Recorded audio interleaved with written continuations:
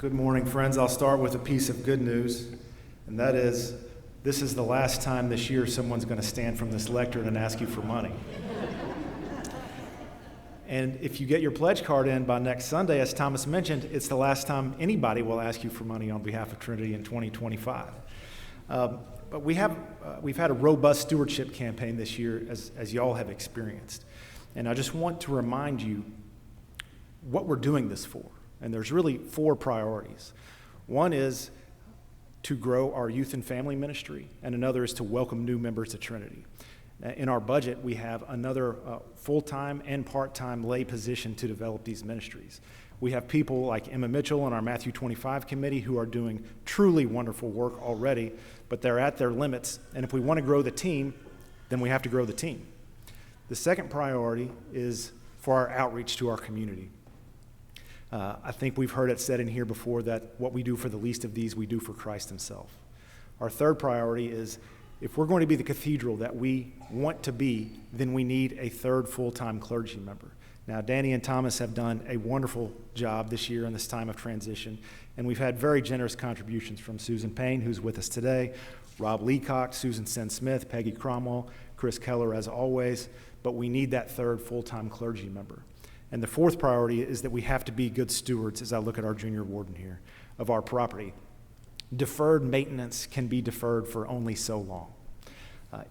If we want to live into these 4 priorities in 2026, then we need $1.7 million in giving. I'm giving you the brass tacks this morning, okay?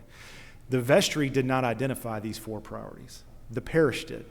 These came through loud and clear in the congregational survey that we did earlier this year.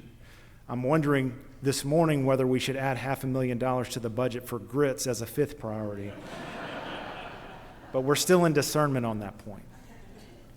But though the vestry didn't identify these priorities, if we don't hit our goal, then the vestry will be charged with deciding which of these we won't do.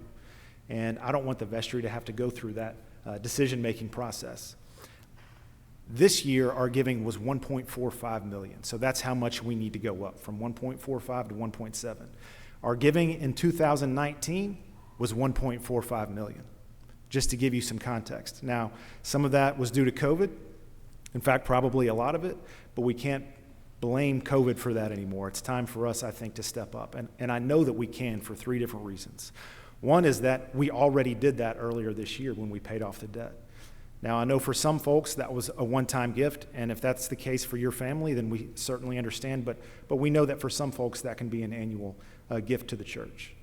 The second reason I know we can do it is because it also came through loud and clear in our congregational survey that, on average, the giving in our church is about 2% of income. The average in Episcopal churches in the United States is 3 to 4%. So I know that we can do better as a parish. The third reason I know we can is because we're already doing it. We have 76 pledges in already for this year. 9 of them are new pledges. 52 of them have increased their pledge over last year. That means that more than 80% of the pledges that have come in are either increased or new. For the folks who have increased their pledge, the average pledge increase to this point is 22%. That's a huge increase. So just with those 76 pledges, we're almost at $800,000 right now, which is really wonderful. So that's all to say, please make a pledge. And it's important to actually make a pledge. It's important for you, and it's important for the church. It's important for you, and I include myself, because we all have a spiritual need to give to the church. It doesn't take away when we give to the church. It actually makes us whole. And when you make a pledge, you're making a commitment to the church, and then you're following through on that committee, and that's what helps make us whole spiritually. It's good for the church because we have to know how much you plan to give for the year in order to set our budget. It's the only way that happens. Now, it's not a contract. If your circumstances change and you need to give less, no one is going to call and complain. If your circumstances change and you give more, nobody's going to call and complain about that either. But I want to stress the importance of making a pledge. If you've been making contributions to the church, that's wonderful, and the church is very grateful. But please prayerfully consider making a pledge. If you're fairly new to the church and you're considering making Trinity your home, please prayerfully consider making a pledge. If you've been here for a while and you've never pledged, there's no judgment there. But even if it's $10 a month, please prayerfully consider making a pledge.